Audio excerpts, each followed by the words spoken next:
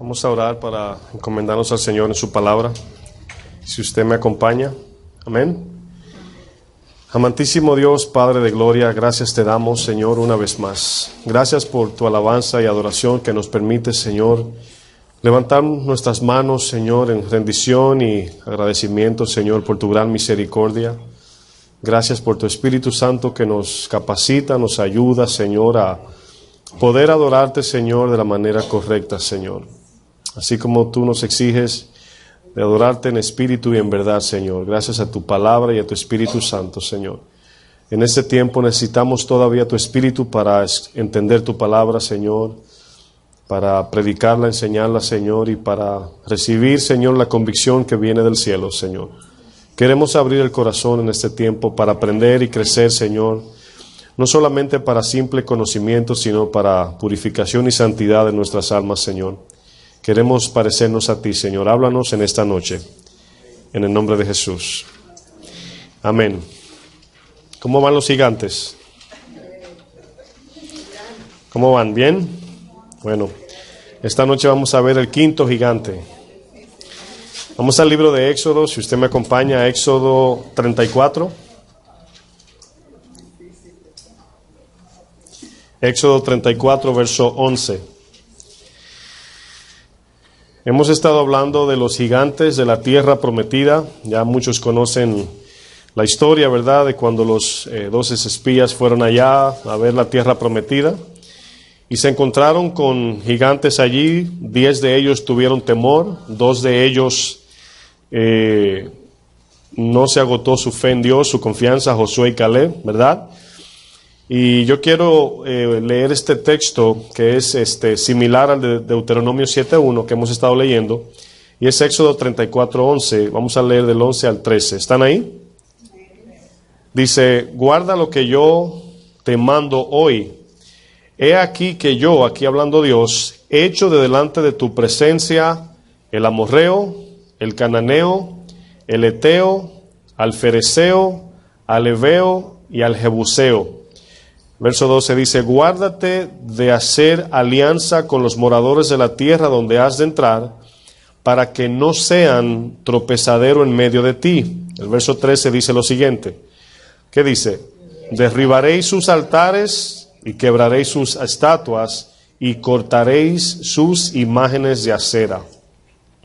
En ese tiempo ya no, la adoración a imágenes todavía sí existe, pero no como en esos tiempos donde se manifestaba, ¿verdad?, la idolatría de manera literal, ¿verdad? Se adoraban dioses y el Señor entregaba al pueblo de Israel por adorar a otros dioses en manos del enemigo. En ese tiempo la adoración se ha incrementado, tipos de adoración, diferentes tipos de adoración hay, y muchos piensan que solamente es postrarse delante de una imagen, una estatua. Somos muy rápidos para criticar al católico y etcétera. Pero entendemos que la idolatría se practica en el alma, no tanto en la imagen en sí, ¿verdad? Aunque la imagen es el objeto donde, ¿verdad?, en ese tiempo se arrodillaban y les rendían culto. Pero toda adoración pagana lleva un fin para adquirir algo terrenal o algo material. Amén. La pregunta es la siguiente: ¿por qué debemos considerar estos acontecimientos del Antiguo Testamento ahora en el Nuevo? Ya una vez Cristo vino, nos hizo libres en el Espíritu Santo, pero ¿por qué debemos considerar? El libro de 1 Corintios 10:11 dice lo siguiente. Dice Pablo aquí: y estas cosas les acontecieron como ejemplo y están escritas para amonestarnos a nosotros, a quienes han alcanzado los fines de los siglos. Aquí hay 3 palabras en este texto de 1 Corintios 10:11. Dice: estas cosas le acontecieron, le pasaron, ¿verdad? Ellos atravesaron por esa situación. Luego dice como ejemplo, y luego dice y están escritas, ¿para qué? Para nuestra amonestación, ¿verdad? Ahora, no puede el Señor amonestarnos de algo que ya no va a suceder, ¿verdad? Quiere decir, en ese tiempo los gigantes, como ya hemos estudiado, nos estamos enfocando en el espíritu que opera en ese gigante, no tanto en el amorreo, en el jebuseo, pero en la palabra de Dios aparecen los nombres con sus significados y por eso podemos identificar la operación de ese espíritu. En la figura retórica, los que hicieron el instituto al principio tomaron una clase de figura retórica y dentro de ella estudiábamos lo que es los tipos, ¿verdad? ¿Quién se acuerda? Tipo, figura, ¿verdad? Sombra, modelo, ejemplo. La tipología es un método de interpretar partes de las escrituras mediante el uso de un patrón, modelo o figura establecido por una declaración anterior que explica otra posterior. Es un ejemplo utilizado en el Antiguo Testamento. El tipo o la tipología nos sirve, oigan bien, para interpretar el Antiguo Testamento a partir de una impronta o para relacionar algo del Antiguo Testamento en el Nuevo. En otras palabras, por ejemplo, José es un tipo de Jesús, Josué es un tipo de Jesús, Moisés es un tipo de Jesús. Todo lo que se hizo en el Antiguo Testamento está escrito para amonestarnos en este tiempo. Era una promesa que había, por ejemplo, en el caso de Moisés, era el mediador entre el pueblo y Dios, ¿verdad? Era el libertador que el Señor llamó, pero Moisés es un tipo de también Jesús. ¿Se acuerdan en Juan 8 cuando confrontaron a Jesús? Se estaban jactando de que Moisés nos dio el pan, nos sacó de Egipto, etcétera. Y Jesús le dice, ustedes parecen que no tienen la escritura en su corazón, porque de quien habla Moisés, ¿qué dice? Es de mí, ¿verdad? Vamos a utilizar aquí un ejemplo o lo que es tipo de Israel y la iglesia, ¿verdad? Por ejemplo, Moisés fue el libertador del pueblo de Egipto, ¿verdad? Jesús es nuestro libertador. Ahora, Egipto fue el lugar de cautiverio. Nuestro lugar de cautiverio, ¿cuál fue? El mundo, ¿verdad? Ellos rociaron la sangre en los dinteles, ¿se acuerdan? Bueno, nosotros ahora Jesús derramó su sangre en la cruz y los dinteles y postes tienen en ángulo, tienen la forma de la cruz, ¿verdad? Tenía algo profético allí. Vemos que entraron en el desierto para ser probados. Nuestras aflicciones y tribulaciones es para ser probados, ¿verdad? Ellos pasaron el mar rojo, nosotros pasamos por un río, ¿verdad? Que allí en los que se bautizaron allí en Nueva York, ¿cómo se dice? Upstate. Fuimos bautizados, ¿verdad? Que es tipo de atravesar el mar rojo. Ellos entraron para poseer la tierra prometida, nosotros ahora vamos a conquistar la nuestra, que es nuestra alma en este caso. Entonces, si notan, tenemos aquí un ejemplo, un tipo de que Israel en el Antiguo Testamento, ahora vemos la iglesia que es una. Efesios dice que de dos pueblos, ¿qué hizo? Uno, ¿verdad? Derribando las enemistades para que ahora solamente haya un solo pueblo. Pero todo eso tenía forma y figura en el Antiguo Testamento. El propósito de Dios al poseer la tierra es establecer su pueblo del cual provenía la promesa de Abraham. Acuérdense que le dio la promesa a Abraham, ¿verdad? Para bendecir las naciones. Número 2, mostrar su santidad, justicia y poder para todo el mundo, pero para su gloria. Número 3, para mostrar su misericordia a través de su Hijo Jesucristo para salvación. Bueno, hemos estudiado en los estudios pasados el Jebuseo, Regeseo, el Heveo, el Fereseo. Y yo les estaba compartiendo de que todos estos gigantes trabajan juntos, unidos, unos con otros, ¿verdad? Por ejemplo, el Jebuseo representa el que menosprecia la obra de Dios. El Regeseo, aquel que habita, ¿verdad?, en el lodo. ¿Se acuerdan de eso? El Heveo es el que se moldea lo terrenal. El Fereseo es aquel que no protege su mente, sino que es de mente abierta y permite que todo entre y salga. Hoy vamos a hablar del Amorreo. Es el gigante número 5. Amorreo significa en el hebreo eminencia. Significa eminencia. Y también significa montañés. Aquí montañés indica algo como alguien que quiere vivir en un lugar alto, ¿verdad? Eminencia también. Cuando terminen de escribir, amorreo significa eminencia o montañés, y luego le voy a definir la palabra eminencia.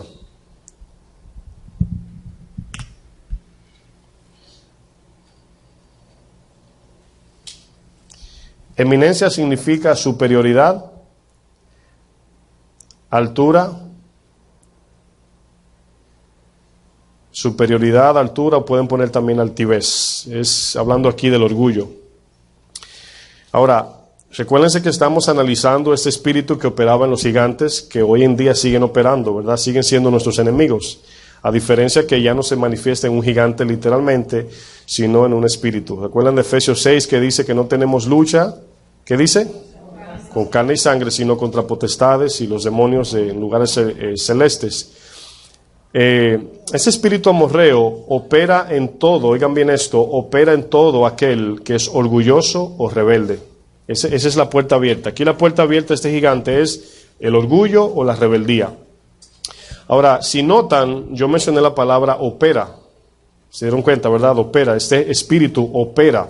Ahora, yo quiero definir lo que significa la palabra opera. Esta palabra opera es la palabra griega energes, de donde viene la palabra energía, ¿verdad? Es lo que impulsa a algo, ¿verdad? O a un motor. Es decir, los demonios se fortalecen, o los demonios fortalecen el pecado en nosotros cuando le obedecemos. En otras palabras, cuando tenemos un pecado o una debilidad y le damos cabida a eso, los espíritus nos inducen, nos incitan a seguir pecando, y ese pecado toma más poder en nosotros. Entonces, acuérdense que cuando pecamos le estamos abriendo una puerta a un espíritu. Sí, todos saben eso, ¿verdad? Entonces, ese espíritu tiene un poder legal para seguir induciéndote en el pecado y estimulándote. Ahora, la tentación siempre va a estar allí, aunque estemos a cuentas o no con Dios. Siempre va a haber ataques demoníacos. Ahora, quiero decir esto, a veces se hace bien difícil, oigan bien, se hace bien difícil cuando un espíritu te pone un pensamiento o eres tú quien lo está pensando. Hay veces que no podemos de manera fácil discernir. Por ejemplo, hay veces que le llegan pensamientos a uno y a veces el espíritu te hace creer que eres tú que estás pensando eso. No sé si le ha pasado a alguno, pero eso es un ataque satánico, es un ataque demoníaco. Y el problema que ha surgido en esos tiempos es que han abusado con esa enseñanza y lo han hecho muy espectacular o lo han menospreciado. Y sí tenemos ataques demoníacos. Acompáñenme a Efesios 2:2. Vamos a ver Efesios 2:2 que dice allí. Efesios 2, capítulo 2, verso 2. Vamos a ver aquí la palabra opera de manera negativa y positiva. La palabra opera de manera negativa y positiva, que es la misma energes, ¿verdad? Efesios 2:2, ¿están ahí? Dice, aquí está hablando de nuestra antigua naturaleza, ¿verdad? Antes de Cristo. Dice, en los cuales anduvisteis en otro tiempo, siguiendo la corriente de este mundo, conforme al príncipe de la potestad del aire. Quiero que lean conmigo.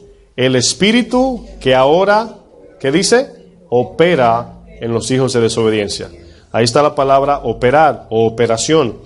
Este espíritu que está diciendo aquí que opera en los hijos de desobediencia, está hablando de los que no son regenerados en Cristo, ¿verdad? Pero no quiere decir que en un cristiano un espíritu no puede operar. ¿Ok? Eso no quiere decir que estamos exentos a un ataque o a que el espíritu opere en nosotros. Ahora, ¿cómo opera ese espíritu en nosotros? Cuando pecamos, en el momento que viene la tentación, ese espíritu nos está induciendo, nos está incitando y nosotros le abrimos la puerta. ¿Me doy a entender? Entonces, esa es la parte donde el cristiano tiene sus ataques también. No quiere decir que porque somos hijos no funciona. Pero notan que aquí hay una palabra que es lo que distingue esta operación, es la desobediencia. Cuando desobedecemos, ¿verdad? El espíritu tiene potestad sobre nosotros. Ahora, en este caso, quien da el límite de ese toque, de ese espíritu, es Dios. ¿Se acuerdan de la historia de Job? ¿Verdad? Hasta dónde pudo Satanás tocar a Job. En el caso de Job, según la historia, muchos no lo dicen así, pero en él había orgullo en su corazón. Porque luego se mostró de que él no merecía lo que estaba pasando y era injusto, y hasta que Dios se le mostró y entendió y se humilló. Pero sí, fíjense, cuando el Señor habla de Job, dice, ¿no te has fijado en varón perfecto? Dice, perfecto delante de mis ojos, pero se lo entregó a Satanás. Entonces, muchas veces puede venir un ataque como en el caso de Pablo. Pablo tenía un mensajero de Satanás que lo estaba atormentando y le pidió al Señor que se lo quitara. ¿Y qué dijo Dios? Bástate mi gracia, ¿verdad que sí? Bueno, en este Efesios 2:2 dice que los espíritus, los demonios operan en hijos de desobediencia. Vamos ahora al capítulo 1 del mismo libro, de Efesios 1, vamos a ver el 19 y el 20. Aquí vamos a ver cómo esta palabra opera, está en positivo ahora, ¿ok? Efesios 1, 19 y 20.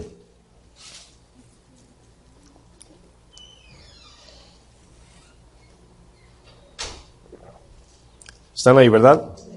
Dice, y cual la supereminente grandeza de su poder, aquí hablando de Dios o del Señor, dice, para con nosotros, quiero que lo lean despacio, los que ¿qué?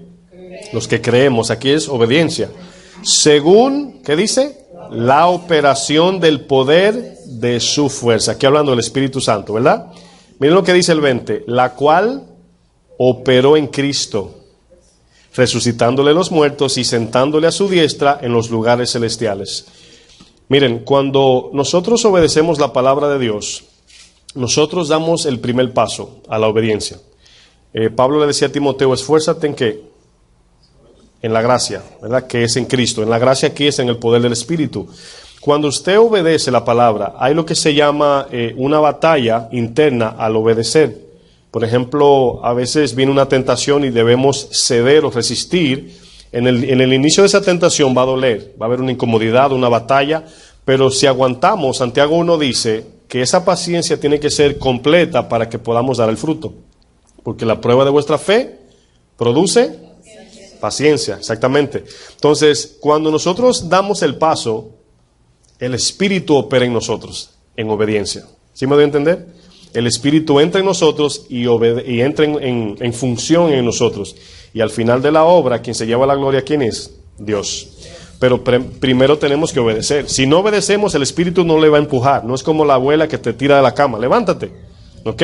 Tenemos que obedecer. Para que, así como desobedecemos y el espíritu inmundo tiene esa potestad opera, así el Espíritu Santo, cuando obedecemos, opera en nosotros y nos fortalece. Aquí dice que esta operación del poder de su fuerza, no dice el de nosotros, dice el poder de su fuerza que opera en nosotros, ¿verdad? La palabra también dice que la palabra de Dios actúa en nosotros. Se está haciendo un trabajo interno y se manifiesta en lo externo, y el que está fuera en el mundo ve nuestras obras y glorifican ¿a quién?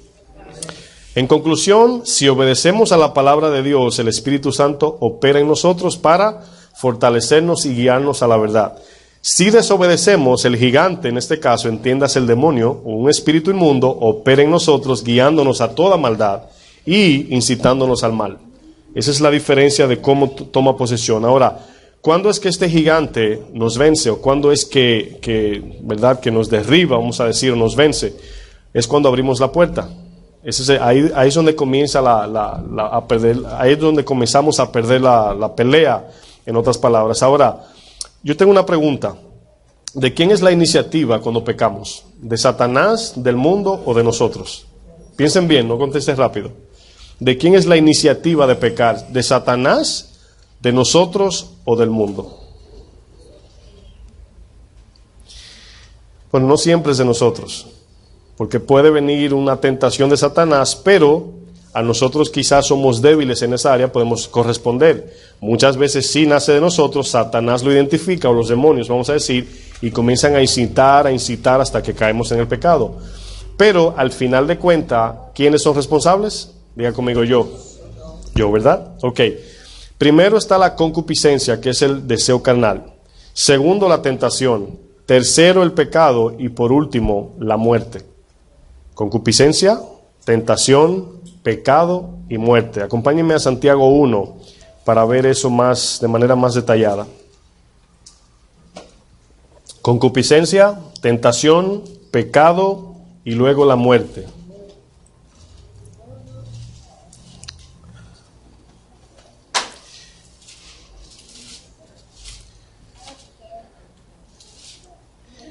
Concupiscencia, tentación, pecado y muerte, para los que están tomando notas. Santiago 1:13. ¿Están ahí? Ok, vamos a leer esto un poco más despacio, ¿verdad? Para entender aquí el orden de cómo caemos en pecado. Dice, cuando alguno, ¿quién es alguno? Cualquiera, ¿verdad? El que sea, ¿verdad? Cuando alguno es tentado, no diga que es tentado de parte de Dios, porque Dios no puede ser tentado del mal o por el mal, ni Él, ¿qué dice? Tienta a nadie, ¿verdad? Entonces vamos a ver el 14, dice el 14, sino que cada uno es tentado, y aquí, ¿quién es el que tienta? O aquí es Satanás, los espíritus, vamos a decir, porque Satanás no es omnipresente, pero de parte de Satanás, ¿verdad? dice, cuando cada uno es tentado, dice, cuando de su propia, ¿qué dice? Concupiscencia. Ahora, aquí lo que hay es un anhelo del alma caída y una tentación del enemigo. Y cuando los dos se unen, respondemos porque sí nos gusta en la carne, podemos decir. Entonces dice, cuando de nuestra propia concupiscencia somos, ¿qué dice? Atraídos y seducidos. Ya todos conocen la tentación del brócoli, ¿verdad? Ya se la saben.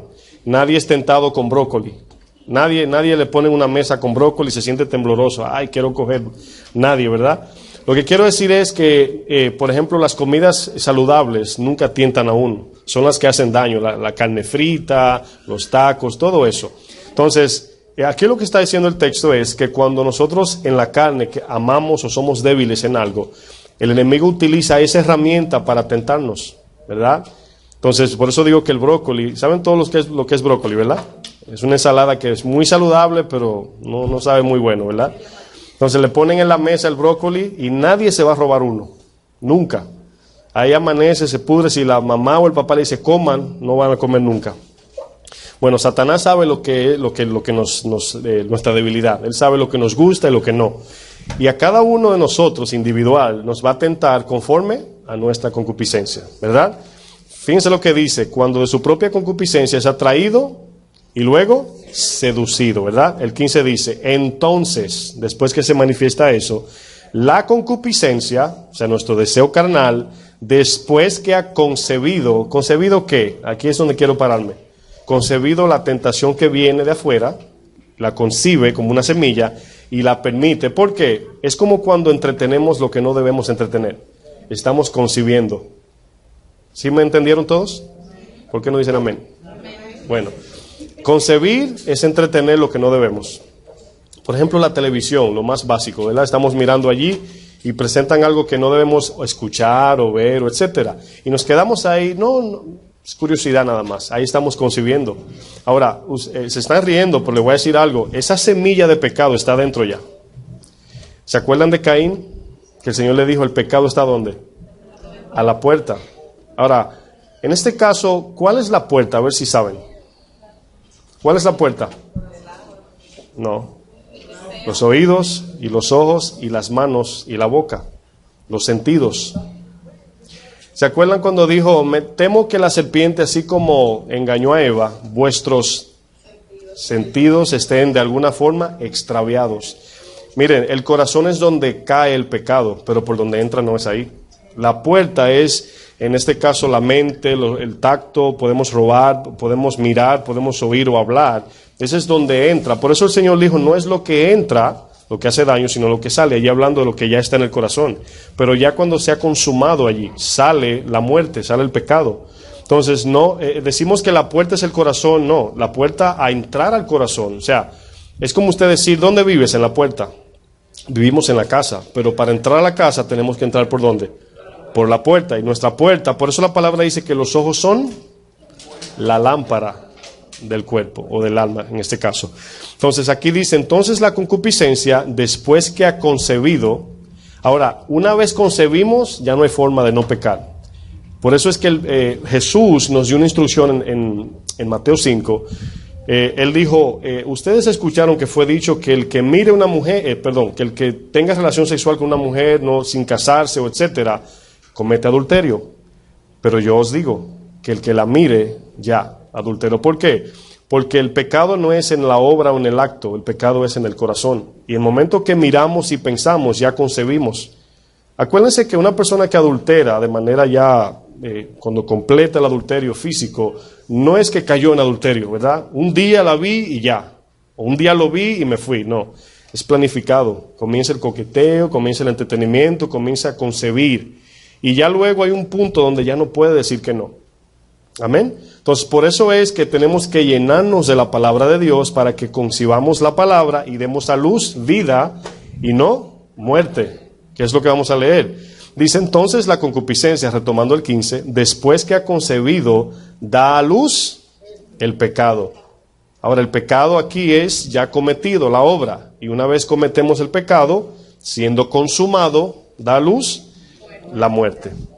Ahora, esta muerte puede ser tanto espiritual como física, ¿verdad? El amorreo, esa palabra también significa idolatría o autoadoración. Idolatría o autoadoración. Después de la caída de Adán, todo ser humano por naturaleza es hijo, suena fuerte lo que voy a decir, ¿hijo de quién? Del diablo, de Satanás, del diablo. Y muchas personas no entienden esto y a lo mejor se pueden ofender, pero es lo que Jesús dijo en Juan 8:44. Él dijo, vosotros sois de vuestro padre el diablo y los deseos de vuestro padre queréis hacer. ¿Por qué? Porque cada quien hace conforme a su naturaleza. Cada quien habla. ¿Han visto personas que son iracundas y de todo se enojan y pelean? Bueno, eso es amargura. Eso no fue que se me salió o fue sin querer, no, fue queriendo. Porque cuando sacamos algo, lo sacamos de allí. Cuando decimos, aunque sea de impulso. Entonces, estamos aquí es para ser limpiados de todo eso, sanados y parecernos cada día más a Cristo. No se sientan mal porque todos estamos aquí por esa necesidad. O sea, a lo mejor usted diría, ay, yo solo soy así. No. La palabra dice que no se olviden que todos estamos en ese camino, pero hay que identificar eso en nosotros para poder cambiar y poder dejar eso atrás. Jesús le dijo a los fariseos, pensaban que eran hijos de Dios por Abraham, pero aquí le dice, vosotros sois de vuestro padre el diablo. Ahora, suena fuerte eso que Jesús le dijo, pero Jesús no se lo decía a todos de manera indirecta, porque ya aquí le fue fuerte, porque ellos no quisieron oír el mensaje del Señor, lo estaban refutando, y le llamaron Belcebú, en otras palabras le llamaron Satanás al mismo Dios, imagínense. Y aquí le dijo, ustedes son hijos del diablo, porque le hablo verdad, no me creen. Entonces, aquí, cuando la palabra nos confronta, que decimos, no, yo no soy así, estamos siendo hijos de desobediencia, estamos diciéndole, Señor, tú estás equivocado, porque la palabra dice que es perfecta, es como una espada que nos traspasa y nos desnuda espiritualmente, amén. Bueno, aquí vemos que los gigantes invadieron la tierra prometida. Satanás en el Edén invadió el corazón del hombre, ¿verdad? Cuando Eva cayó. Josué conquistó a Canaán, Jesús conquistó la iglesia. Los gigantes fueron derrotados, Satanás en la cruz, según Colosenses, fue derrotado y los demonios. Aquí vemos, cuando iniciamos dijimos que la palabra, la traducción de amorreo es eminencia o altivez. Este gigante opera, vuelvo y repito, donde hay orgullo, celos, deseo de fama o deseo de gloria de hombre. Ahí hay una puerta abierta para entrar. Y por eso es que los hombres y las mujeres cristianas, cuando caen en pecado, cuando hacen algo delante del Señor malo, no es algo que surgió un día. Muchos dicen, por ejemplo, ¿qué le pasó a esa persona que estaba tan entregada a Dios y de repente? No fue de repente. Las zorritas son pequeñas y luego dan a luz y salen más. Entonces tenemos que ser prontos, y esto es algo que yo practico. El pecado, mis hermanos, no lo detenemos o no lo batallamos para no caer en la obra, sino para no permitir que entre en nosotros. Y por eso muchos caemos, vamos a decirlo así, porque a veces nos confiamos. Si no buscamos la santidad cada día, el pecado nos va a alcanzar. ¿Ok? La pereza es el primer paso al pecado. Bien rapidito, vamos a definir orgullo. ¿Qué es orgullo? ¿Verdad? Orgullo es todo aquel que quiere o anhela autoridad, aquel que quiere gobernar o ser reconocido. Todo aquel que quiere o anhela autoridad. Por eso notan que aquí, cuando Jesús habla del corazón, no se refiere tanto a la obra, sino siempre él dice todo aquel que quiere, porque es de allí que sale la naturaleza del deseo. En Santiago dice, todo aquel que quiere hacerse amigo del mundo, ¿qué dice? Se constituye. Solamente el que quiera, porque ya tiene el anhelo y el deseo.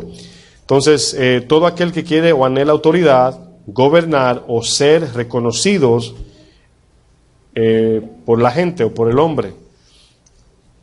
En otras palabras, todo el que no se quiere someter a Dios, no quiere humillarse ante Dios. La rebeldía es similar, es todo aquel que no se humilla a la palabra de Dios. Le pueden poner entre paréntesis rebeldía porque es similar. El orgullo es la semilla en el corazón, pero la rebeldía es la manifestación del orgullo. ¿Okay? Amorreo significa el que habita en las alturas o en las montañas. Yo quiero que me acompañen a Números 16:1. Y vamos a utilizar este texto como referencia para una palabra que muchos conocen. El libro de Números 16, verso 1. ¿Cuántos se acuerdan de Coré?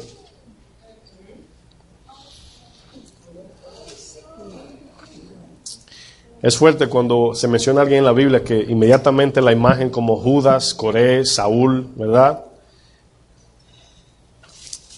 Números 16, verso 1.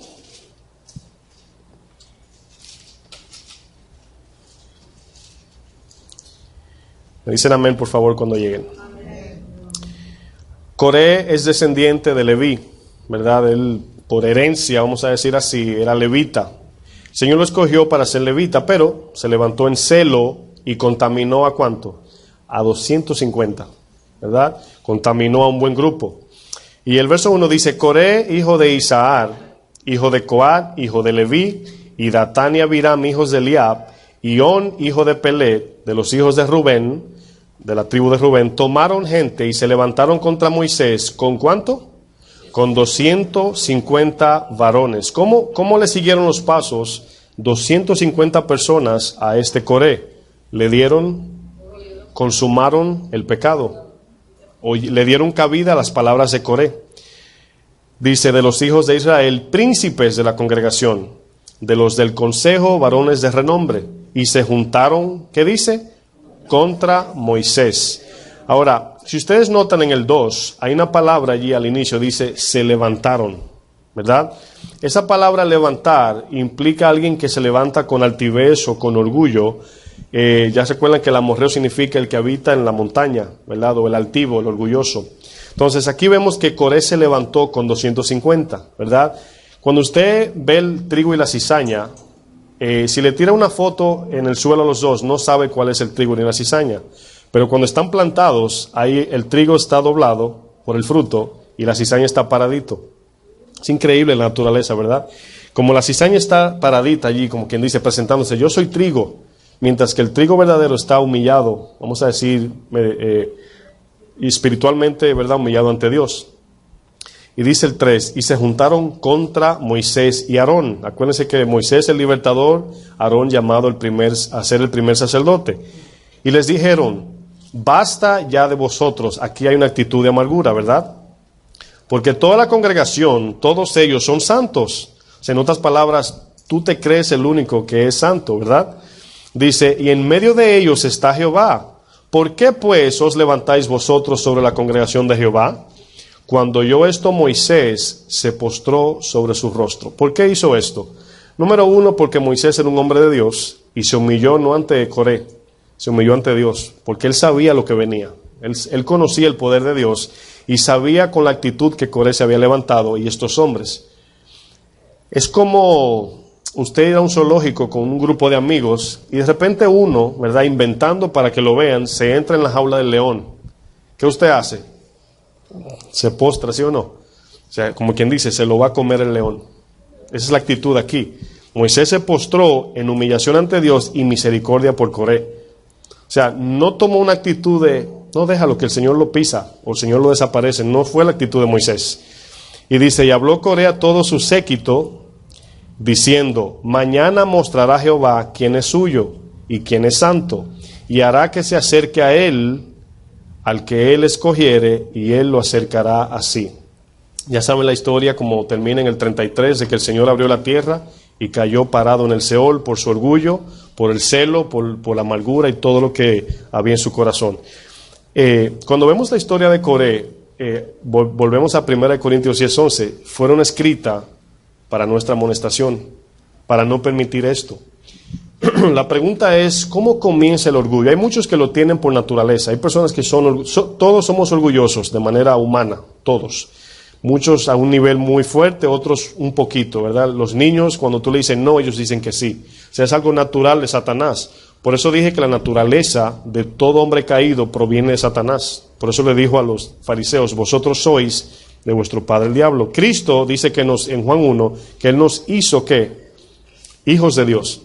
¿Se acuerdan del texto? Dice, a los que le recibieron y en Él creyeron, le dio la potestad de ser hechos hijos de Dios. Ya antes no éramos hijos de Dios.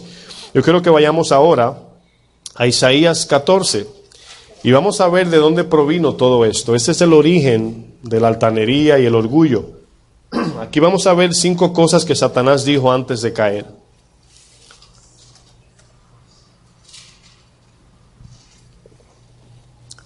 Santiago nos dice en el capítulo 4, verso 7, dice que nos sometamos a Dios y por consiguiente al someternos a Dios resistimos al diablo. Y luego dice, humillaos bajo la poderosa mano de Dios. Y luego dice, y Él os exaltará. La razón por qué digo esto es, todo aquel que quiere ser exaltado, que busque ser exaltado por Dios. Porque lamentablemente a muchos se le olvida que Dios es el más poderoso, y el que quiere levantarse así, el Señor lo va a humillar. Pero el que se humilla, dice que Dios lo exalta, ¿verdad? O lo ensalza, podemos decir. El verso 12 de Isaías 14, ¿están ahí? Aquí vamos a ver 5 palabras que Satanás utilizó antes de caer. Dice, ¿cómo caíste del cielo?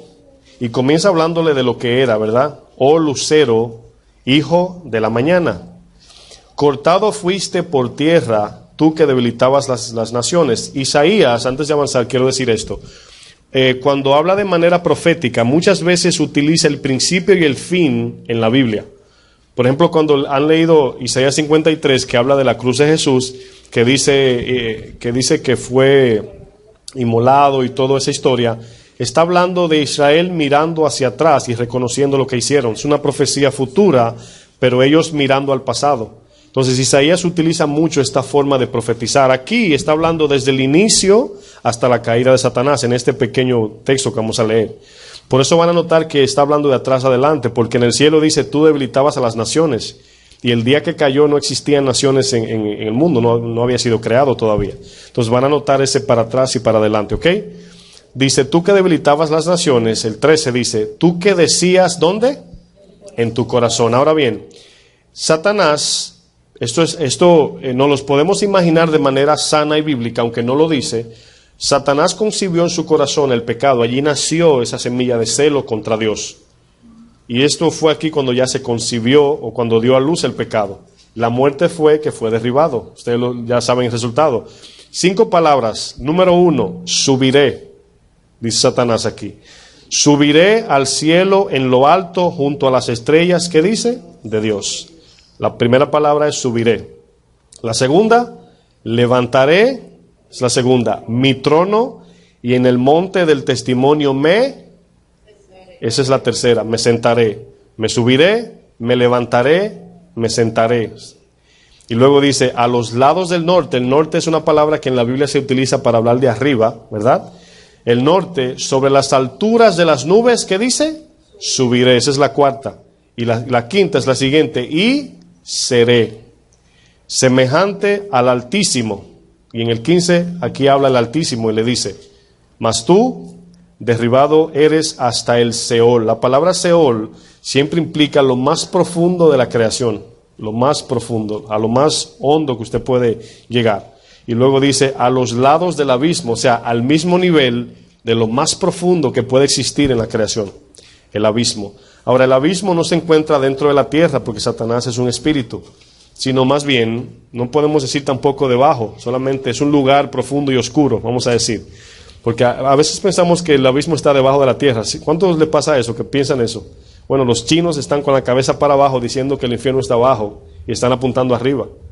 Y nosotros estamos arriba apuntando abajo. Entonces no se trata de afuera, sino fuera del tiempo, vamos a decir, en lugares celestes. ¿Se acuerdan de la explicación del Génesis cuando sacaron a Adán y Eva, que había una espada revolviéndose? Salieron del mundo espiritual, vamos a decir, y cayeron en el mundo carnal. Para que tengan una idea de que no se trata de debajo de la tierra o de un lugar que podemos encontrar. Pero sí quiere decir de lo más bajo, de lo más lejos de Dios y de lo más oscuro cayó Satanás. Ahora notan que utilizó 5 palabras: subiré, levantaré, me sentaré, subiré otra vez y seré. A veces vemos este texto y podemos decir, bueno, eso fue Satanás que lo hizo. Ahora fíjense que él no lo dijo de boca, él lo dijo en su corazón. ¿Cuántas iglesias se han abierto con esta actitud? ¿Cuántas iglesias? De que yo también puedo ser pastor, yo también, ¿por qué yo no? ¿Por qué yo no puedo? Y es cierto, se puede levantar una gente y decir, ¿por qué tú sí y yo no? No, yo no sé, yo no soy Dios, honestamente yo no lo sé. Lo que pasa es que la mente cristiana debe de ser siempre humilde, por la razón que a veces pensamos que porque una persona es pastor o líder, etcétera, y otro limpia y hace los trabajitos de la tierra, piensa que en los ojos de Dios es menos o más. Miren, en los 3 grupos de talentos, el Señor a uno le dio 5, a otro 2 y a otro 1. A los 2 fieles le dijo buen siervo y fiel, igualito que al que le dio 5. Amén. Lo que pasa es que al que Él llama a más eminencia, vamos a decir, a un trabajo más responsable, lo capacita con más para el fin del trabajo, no para el fin de su gloria. Y al que hace un servicio menos, le da menos, vamos a decir, dones, no sé cómo decir, pero no lo capacita tanto como el de los talentos. Porque sí dice el texto, le da a cada uno conforme a su capacidad. Y 1 Corintios 12 dice que la capacidad la da ¿quién? El Espíritu Santo. Entonces al final del día solamente estamos obedeciendo, pero quien hace la obra es el Señor. Amén. Pero estamos hablando aquí de este amorreo porque la puerta abierta de este gigante, mis hermanos, es esta. Es el celo, es el orgullo. Y el peligro es este que a mí me da miedo porque yo lo experimento. Podemos sentir celos todos. Todos, nos podemos poner bien celosos. Ahí estoy yo quizás haciéndole algo a mi esposa por 9 horas y cuando ella llegue, ¿verdad? Y la mamá a lo mejor le hace una sopita en 10 minutos. ¡Ay, qué buena la sopa! Y lo mío como que no me le da tanta... Eso produce celo. Uno dice, yo duré aquí 9 horas y la mamá le hizo una sopita en 20 minutos y le dio más gloria a la mamá que a mí. Es natural, ¿sí o no? Se está riendo porque nos pasa a todos, ¿verdad? Tengo que utilizar esos ejemplos para que digan es cierto. Todos sentimos orgullo, celos, contienda, pero el problema no es ese, porque eso está allí. El problema es permitir que se conciba eso y luego accionar en eso. Es el momento que la palabra dice, llevando cautivo toda desobediencia a los pies de Cristo, cuando vuestra obediencia sea perfecta. Cuando usted ve levantándose esa hierba mala, tiene que cortarla y echarle ahí mismo el veneno. En este caso, hablando de lo que acaba con eso. El problema es que nos justificamos, no, yo no soy así, eso es la hermana mía que es así, eso es el amigo mío es así, yo no. Y ahí es donde nos confiamos en nosotros y caemos en el pecado. Créanme que si usted comienza a pensar cómo cayó en los pecados que caemos, usted comienza a decir, ¿cómo llegué ahí? Bueno, usted se va al principio y se va a dar cuenta que concibió algo. Bueno, volviendo a Éxodo 34:11, el capítulo que iniciamos, al inicio utilizamos. Miren, por ejemplo, no lo busquen, pero solamente aquí parafraseando un poco la Biblia, Primera de Crónicas 21, ¿verdad? En el verso 1, dice que Satanás se levantó contra Israel e incitó a David a hacer censo. Y ya vieron que el Señor le envió 3 juicios para que él cogiera uno. No es lo mismo que en su cumpleaños lo lleven a escoger un regalo, mis hermanos. Que el Señor le diga, escoge cuál de los 3 juicios quieres. ¿Verdad? Le vamos a decir, ninguno me sirve, Señor. Ninguno, no lo quiero. Pero tenía que coger. El profeta Gad fue quien se le apareció a David y le dijo, tengo que llevarle, dime cuál quieres, porque tengo que volver al Señor y decirle cuál escogiste. Y escogió que el ángel del Señor trajera mortandad y hambruna sobre Israel. Y se levantó y casi comienza a matar a los de Israel hasta que se humilló David. Pero esto costó la vida de 70,000 hombres. Este orgullo de David. Ahora, yo quiero aquí utilizar cómo usted diría, pero ¿dónde estaba David que Satanás vino y lo incitó? Satanás se levantó contra Israel porque vio una puerta abierta. Le voy a decir esto. Imagínense el Señor en su trono, ¿verdad? Y Satanás en los lugares celestes, ¿verdad? Ellos están, acuérdense que cuando se le apareció en el libro de Job, le dijo, ¿dónde andabas? Le dijo, paseando por la tierra. ¿Qué hacía? Como león rugiente, buscando a quién devorar. Pero ¿cómo puede entrar Satanás en el mundo físico para poder manifestarse? Una puerta de desobediencia tiene que abrirse para entrar. Así como el Espíritu necesita una puerta de obediencia para glorificarse, para glorificar a Dios en nosotros como iglesia, para que el mundo vea. Por eso la palabra dice, nadie nunca jamás ha visto a Dios. El Hijo vino a revelarlo. Y en esto conocerán que son de Dios, en que nos amemos unos a otros. Es así como el mundo cree que hay Dios. Dice que Dios no se va a aparecer así. Entonces David se levantó con orgullo porque parece que se sentó en su trono y se puso a mirar, porque el 20 y el 19 dice que venían ganando de batalla en batalla, no perdían una. y parece que se le olvidó que quien estaba entregándolo en su mano era ¿quién? Era Dios. Y Satanás vio esa puerta abierta y dice que se levantó e incitó a David. Joab, su mano derecha, se levantó y le dijo: mi rey, ¿por qué haría este gran mal para hacer caer a Israel en pecado? Y dice que el rey hizo como quiso y vino el juicio, 70,000 hombres murieron. Entonces fíjense cómo el orgullo puede llevar a algo tan desastroso por no humillarnos. Amén. Aquí vemos solamente en Éxodo 34, del 11 al 13, solamente quería extraer la parte del 12, dice: guárdate de hacer alianza, ¿verdad?, con los moradores de la tierra donde has de entrar, para que no sean tropezadero en medio de ti. En ese tiempo, ¿verdad?, no sé si se acuerdan cuando se levantó el pueblo diciéndole al profeta Samuel que queremos rey como ¿quién? Como las otras naciones, o sea, estaban copiando lo que ellos hacían. Y Dios le dijo: ¿no le basto yo como rey? Y le dijo: haz lo que ellos dicen. Y hoy estamos pagando las consecuencias todavía de cada vez que sube un presidente, dice todos son injustos. Bueno, comenzó allá, todavía las consecuencias siguen por orgullo. Y luego le dan el rey, el Señor le dice: dile todo lo que le va a pasar cuando el rey, ¿verdad?, los va a esclavizar y todo. Bueno, el pueblo de Israel siempre tenía los ojos en las naciones, porque Dios tenía un propósito venidero. Mientras que las naciones se gozaban, hay veces que a usted le va a pasar esto, yo sé que a muchos, usted puede estar en su casa orando de tarde, un fin de semana, y puede oír la música allá afuera y la gente tirando galillos y brincos y jugando, y le pasa por la mente como Asaf en Salmo 73. Yo aquí orando, sudando la gota gola, y aquellos brincando y haciendo de todo. Le va a pasar por la mente. Pero Asaf dijo: yo sentí envidia, yo quise también vivir la vida loca así, pero hasta que entré al lugar santo y vi el fin de ellos.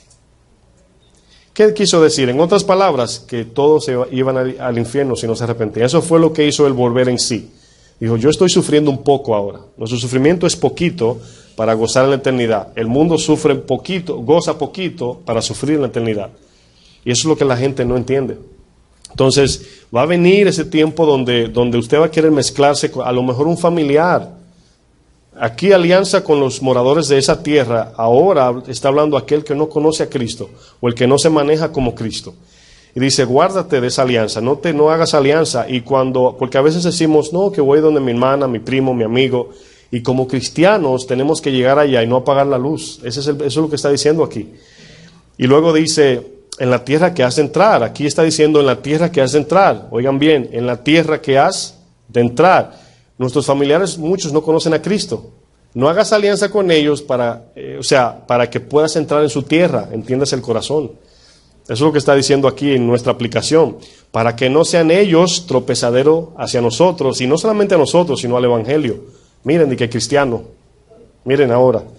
Y ya, el 13 dice: derribarás sus altares y quebraréis sus estatuas y cortaréis sus imágenes de acera. Acera no es cera de vela, es el nombre de una diosa, Acera, ¿ok? Se llama la diosa Acera, es la diosa de la fertilidad. Y en ese tiempo, se van a dar cuenta en el Antiguo Testamento, la diosa Acera y el dios Baal. Esos dos fue por la razón de que el Señor entregó a Israel en cautiverio. Salomón cayó en uno de estos también, se dejó llevar.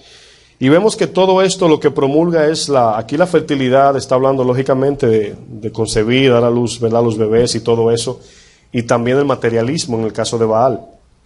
La palabra Baal, que es Dios, pero significa lo mismo que nuestro Dios, significa esposo, dueño, maestro, poseedor. ¿Se acuerdan cuando le dijeron Belzebú al Señor? Bueno, la palabra está compuesta por Baal Zebú, significa Dios de estiércol. ¿Saben lo que es estiércol, verdad?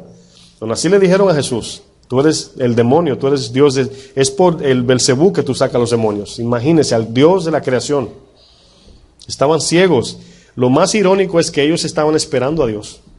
Y Dios llega y le dicen Belzebú. ¿Cómo comenzó eso? Permitieron concebir orgullo en su corazón. Pensaron que ellos merecían la salvación. No se humillaron, como en el caso de Nicodemo, ¿verdad? Qué bueno cuando aparece un Nicodemo en medio de ese tipo de personas que se humilla porque de corazón estaba buscando. A pesar de que actuaba como ellos, por ignorancia como Pablo hacía eso, pero se humillaron. A Pablo lo humillaron, ¿verdad? Pero Nicodemo se humilló. Y qué bueno que tenemos esa historia de él. El orgullo siempre está asociado con el materialismo. ¿Por qué? Porque el dinero nos da poder, posición, nos da una posición donde nos sentimos un poquito más, ¿verdad? Y el dinero nos sube en la montaña y nos convertimos en montañeses. Y yo sí le puedo decir, mis hermanos, que $100 confiando en Dios y 1,000 en desconfianza, los 100 le van a durar más. Así dice Malaquías. Los poderes de las tinieblas, mis amados, trabajan en orden y unidos, unos con el otro. Esos gigantes que hemos estudiado, no lo vean individual. Oh, yo tengo a tal, yo tengo al Ebeo. Y el otro dice, yo tengo el Jerseo. No. Trabajan todos como un equipo. Si usted ve Efesios 6, cuando dice que tenemos lucha con carne y sangre, no tenemos sino contra potestades, gobernadores, principados, huestes de maldad, está mencionando nombres categóricos y en posición de región. Donde el que no te pudo agarrar aquí, te está esperando otro allí. Donde el que no pudo aquí, hay otro allí que te está esperando. O sea, no se acaba la tentación. No se acaba, eso es ahí todo el tiempo, todo el tiempo. Por eso es que hay que buscar la santidad. Terminamos en 2 Reyes 17, ahí concluimos.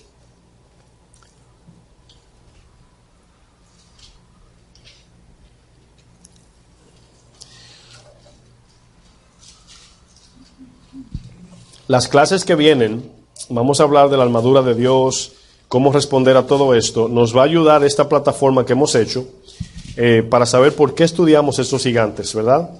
Van a ver qué tan edificante va a ser cuando entremos en todo lo que viene, que va a ser la sanidad del alma y todo eso. 2 Reyes 17, verso 14, ¿están ahí?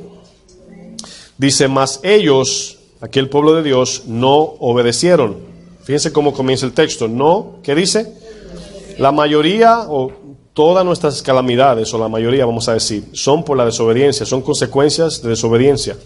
Muchas de las preguntas que hacemos, ¿por qué no crezco? ¿Por qué no esto? ¿Por qué no puedo? Es por la desobediencia.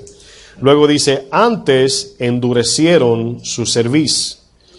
Ahora bien, ¿saben lo que quiere decir cerviz, verdad? ¿Quién sabe lo que es cerviz? La parte aquí, ¿por qué dice cerviz? ¿Quién sabe? Está endurecida, no se doblan, endurecieron su cerviz, o sea, se enaltecieron, ¿verdad? Por ejemplo, yo recuerdo una iglesia que visitamos, que nos decían, caminen como hijos del rey, levanten su cabeza, decían.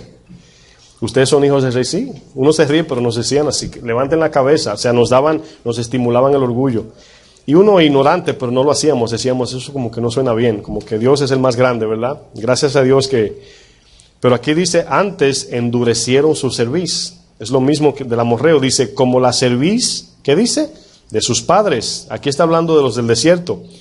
Dice, los cuales no creyeron en Jehová su Dios. O sea, no tuvieron fe, no tuvieron confianza para entrar a la tierra prometida. El 15 dice, desecharon sus estatutos y el pacto que él había hecho con sus padres y los testimonios que él había prescrito a ellos.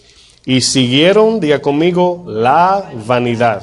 Fíjense que lo que los atraía, ¿se acuerdan de Santiago? Que somos inducidos y seducidos por lo material. Bueno, los paganos, los gigantes, seducían, era por eso. Eso es lo que hacía, que los atraía. El pueblo de Israel escondían las imágenes de acera debajo de la tierra, las escondían porque querían lo mismo que los demás. Es como cuando Dios le dice a la mujer, vístete como una hija de Dios, y ven una mujer por ahí, ¿verdad? Vestida como, ya no tengo que hablar mucho, ya saben. Y luego tú dices, pero yo soy más bonita que ella, ¿por qué yo no? Esa es la codicia que tenemos como cristianos cuando vemos que el mundo hace y hace y nada le pasa. Y sí, cuando venimos a Cristo, la aflicción sí sube, incrementa, porque el mundo dice que nos va a aborrecer. Dice, el mundo no los quiso porque no somos el mundo. Esa es la señal. Por eso aquí vemos que ellos siguieron vanidades.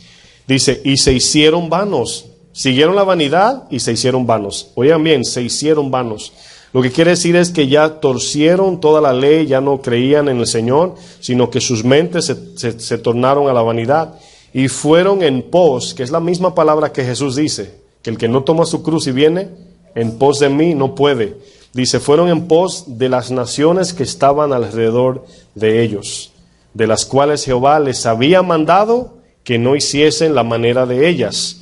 16 dice, dejaron todos los mandamientos de Jehová su Dios, y se hicieron imágenes fundidas de 2 becerros, y también imágenes de acera, y adoración a todo el ejército de los cielos, y sirvieron a Baal. ¿Por qué dice que hicieron adoración a todo el ejército de los cielos? ¿De quién está hablando?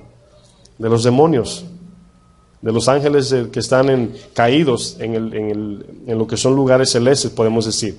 Ahora, esa es la parte donde muchas personas se pueden enojar cuando se predica la palabra y comenzamos a hablar de que hay que dejar el mundo, de que hay que dejar la vanidad, lo material, todo lo que atrae nuestros ojos, porque cuando una persona se aparta de Dios, no comienza dejando de leer la Biblia, de orar, comienza mezclándose, haciendo alianza con las cosas del mundo. Y va inclinándose más a eso porque eso satisface y trae gozo a la carne. Es lógico humanamente hablando. Pero si no buscamos la santidad y la paz en Dios, nunca alcanzaremos ese lugar donde Pedro dijo, Señor, vamos a quedarnos aquí. Ese es el lugar que hay que buscar, para que cada día nos levantemos con ese anhelo. Hoy voy a buscar la presencia de Dios, hoy otra vez la voy a buscar, cada mañana. Y por eso ellos se apartaron. 17 dice, e hicieron pasar a sus hijos, y eso es similar al aborto, ¿verdad? Porque todo sacrificaban sus hijos, y eso tiene que ver muchas cosas, como por ejemplo el tiempo, que a veces justificamos un tercero, a veces segundo trabajo. No estoy hablando del que lo necesite, ¿ok? Solamente aquel que trabaja más para adquirir un poco más y desatiende a su familia. Aquí pasar por el fuego era entregarlos a la muerte. Y un padre que no crea a su hijo es lo mismo, ¿sí o no? Dice, pasaron sus hijos y sus hijas por fuego y se dieron a adivinaciones y agüeros. Aquí está hablando de brujería, ¿verdad? Y lo más grande es que la brujería está metida en la iglesia. Los profetas que vienen, pónganse su fila aquí, que le vamos a profetizar. Ese es un nombre totalmente diferente. Solamente hay que ponerle un gorro, ¿verdad? Con media luna morado y una varita y ya. No estoy burlándome, en serio, es así. O sea, todo al que le profetizan vanidad y lo terrenal, ¿qué está haciendo? Estimulándolo más a lo material y terrenal y al pecado. Yo nunca he visto un profeta venir al pueblo de Dios y decirle, no se preocupen, que Dios lo va a bendecir. Cuando un profeta venía era porque ya no escuchaban al sacerdote y venía a amonestar. A eso venía el profeta. Es como decir, llámate a ver si terminaron el trabajo, llama el patrón y dicen, Señor, no, déjalo que yo voy a ir. ¿Usted cree que va a llegar a darle un aumento? No, mis hermanos, por eso venían los profetas. O sea, ningún profeta vino y decía, el Señor viene tal fecha a bendecir. Claro, era una bendición la reprensión, porque era para que se tornaran en sus pecados, pero siempre venía en amonestación de sus pecados. Dice, adivinación y agüeros, y se entregaron a hacer lo malo ante los ojos de Jehová, provocándole, ¿qué dice? A ira. Es por eso que ellos caían en cautiverio y venían enfermedades, todo tipo de cosas. Bueno, vamos a sacar ahora el amorreo. ¿Lo quieren sacar? Vamos a sacar el amorreo. 3 principios bien simples de entender, pero yo sé que va a ser difícil de aplicar. 3 principios. Dicen por ahí, ay, no he terminado con el gigante del viernes pasado, del antes pasado, y ya me están dando otro. Punto número 1. Esto que les voy a decir, no lo anoten, por favor. Le voy a dar los 3 puntos para tarea. Número 1, reconocer a Dios como todopoderoso. Reconocer a Dios como todopoderoso. Suena como simple eso, pero cuando usted sabe que no hay más poderoso que Dios, fue lo que se le olvidó a Satanás. Le dijo, subiré, pero se le olvidó que de Dios proviene el poder. De Dios proviene todo. Él es el poderoso. O sea, ¿qué podemos hacer para subirnos encima de Dios? Es imposible. Entonces, cuando eso se olvida, entonces comenzamos a jugar. Se nos olvida que Él es el poderoso. Punto número 2. No tomen notas porque luego se lo voy a dar en definición. Reconocer nuestra condición de que somos polvo. Que no se nos olvide que somos polvo, mis hermanos. Somos polvo. 3, someternos a la voluntad de Dios. Santiago 4:7 dice, someteos pues a Dios, resistir al diablo y Él huirá. ¿Quién lo espanta? Dios lo espanta, por eso huye. Estamos sometidos a Dios, resistimos al diablo y Él huirá. ¿Cómo lo vamos a hacer? Punto número 1, permanecer, esa es la tarea, permanecer en su palabra y su palabra en nosotros. Lo voy a explicar. ¿Cómo permanecemos en su palabra y su palabra en nosotros? Tiene que ver con la diligencia en escudriñar cada día, cada mañana la palabra de Dios. Cuando un pecado o una debilidad en nosotros es evidenciada en la predicación, tenemos que anotar eso y ver todos los textos en la Biblia que habla de eso y tener un estudio diario, diligente y luego obedecer eso. Muchas personas no hacen eso. Cuando tengo una debilidad, busco, suponiendo, hablar mentira. Bueno, busco todos los textos que hablen de hablar mentira y los estudio. Y los tengo anotados en una lista. Y cada día los voy estudiando y aplicando. Y aunque no deje de hablar mentira de una semana a otra, la mentira va a ir muriendo. Amén. Porque la palabra dice hacer morir lo terrenal. No dice mátenlo. Dice hacer morir. Es un proceso. Pero hay que trabajar en eso. Primero, permanecer en su palabra. ¿Cómo la palabra permanece en nosotros? Es no olvidarla. Caminar con ella, como a Josué le dijo, meditando día y noche. Cada paso que damos es meditando en ella, porque es ella la que nos recuerda de no pecar o por dónde ir. Y eso es lo que se llama la guianza del Espíritu Santo. ¿Ok? No tiene nada que ver con escalofríos o con que sentí que el Espíritu me empujó por aquí, sino tiene que ver con lo que dice la Escritura. Amén. Punto número 2, humillarnos en oración cada día. Este es el difícil, como dicen en mi país. Ahora, oigan lo que dije, no orar todos los días, humillarnos en oración todos los días, humillarnos ante Dios. Y Él os exaltará, humillarnos ante Él. ¿Cómo nos humillamos ante Dios? Bueno, si podemos cada vez que oramos llevar una actitud de reconocimiento de nuestra pobreza espiritual, Dios nos recibe inmediatamente. Venimos con esa actitud. Pero si venimos con una actitud perezosa y pensando que porque somos cristianos merecemos oír a Dios, o que Dios nos oiga, perdón, vamos a ser como el fariseo y el publicano, y vamos a estar del lado del fariseo. Sino siempre tener en la mente, acuérdense que la fe, se retiene en la mente, porque es el conocimiento de lo que Él hizo que me hace justo, el entendimiento de lo que Él hizo en la cruz. ¿Sí me doy a entender? Entonces, si olvidamos eso, vamos a actuar de manera errónea. Entonces, cuando vamos en oración, tenemos que entrar en humillación. Y allí humillación es la honestidad de lo que somos. Señor, fallé, dije esto, mentí, no debí hacer esto, perdóname. Ser honestos. Y yo sé que a muchos se le hace difícil, pero es de la única forma que Dios nos va a recibir. Isaías era un hombre de Dios y dijo, Señor, soy muerto, hombre de labio inmundo, perdóname. Y vino el ángel y lo purificó y luego le dijo, ve a hacer mi obra. Y el punto número 3, esto que voy a decir ahora, este punto, es la clave de vivir la vida cristiana en perseverancia. Y es buscar la paz de Dios y la santidad. Ahora, aquí hay 3 palabras y yo quiero que usted la ponga separadas. Número 1, la palabra buscar la paz de Dios y la santidad. Buscar la paz de Dios y la santidad. Cuando terminen le voy a definir las 3 palabras, buscar, paz y santidad.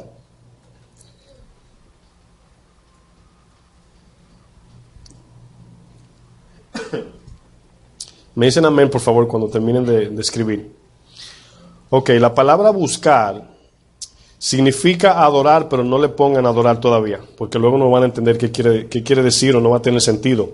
Pero significa adorar. La palabra adorar significa total devoción.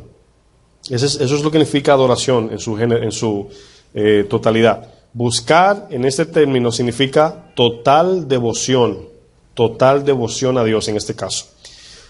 Ahora bien, ¿cómo vamos a buscar esa paz y esa santidad? En total devoción a Dios, ¿verdad? Ahora, la paz es la prosperidad del cristiano. ¿Por qué la paz en el griego es la palabra eirene, significa prosperidad, ¿verdad? Justificados pues por la fe, tenemos paz para con Dios. ¿Por qué dice que la paz es la prosperidad? Es lo mismo que el shalom, por eso los judíos se dicen shalom. Cuando usted es próspero económicamente, usted está buscando, ¿qué busca? ¿Quién me dice?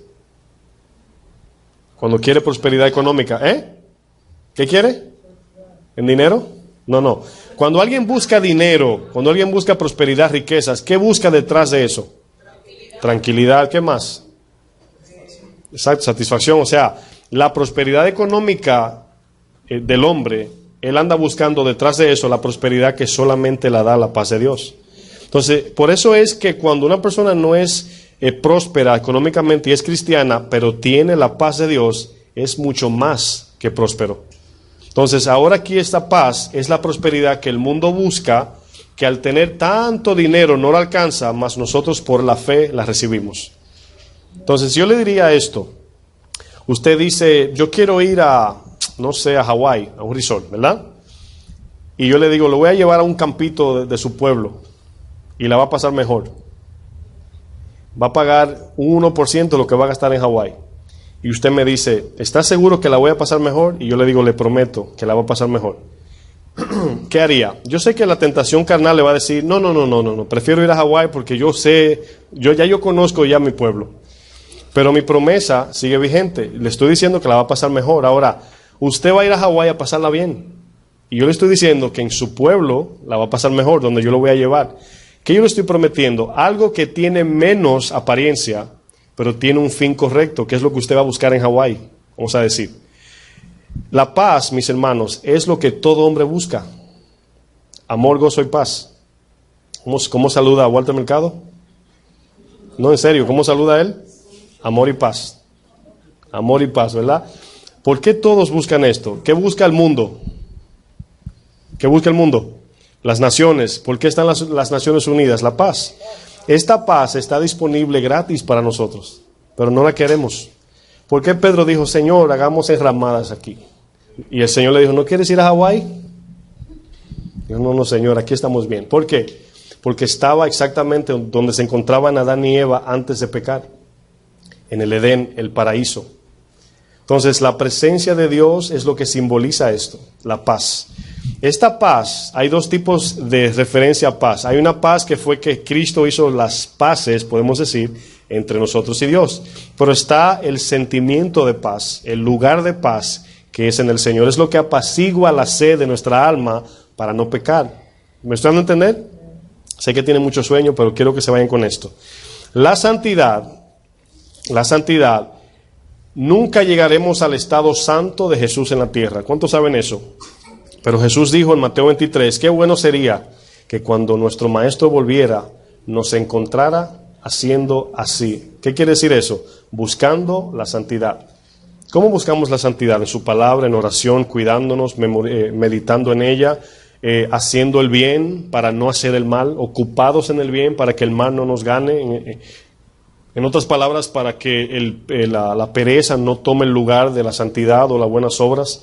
Entonces, todo esto, mis hermanos, el Espíritu nos va a equipar. Y yo creo que hace unos días saqué un nuevo dicho, ¿verdad? Se lo voy a compartir. No servir a Dios cansa. A ver si entienden eso. Se lo dejo de tarea. No servir a Dios cansa, porque Dios es quien da la fortaleza. Cuando no servimos a Dios, mis hermanos, vienen achaques, no hay propósito, nos sentimos vacíos, no quiere uno hacer nada, cansado. Pero a muchos le pasan que cuando oran, llenos del Espíritu, quieren salir a evangelizar. Se sienten como que quieren volar bajito. Pero es la llenura de Dios que hace eso, que nos fortalece, nos induce a hacer lo correcto. Pero si no buscamos la paz y la santidad, lógicamente vamos a caer en una pereza. Amén. Cierren sus ojos, vamos a orar. Amantísimo Señor, Padre de gloria, te damos muchas gracias, Señor. Gracias por tu Espíritu Santo que nos fortalece, Señor, en tiempos de debilidad. Nos fortalece, Señor, en este cuerpo miserable, así como Pablo decía en la palabra, somos miserables sin ti, Señor.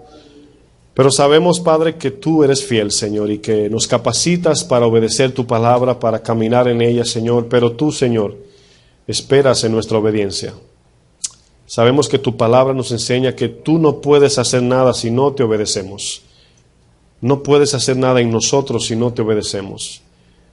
Sabemos que tu misericordia, tu gracia, tu paz, tu bendición, Señor, está allí disponible para aquellos que la buscan, Señor.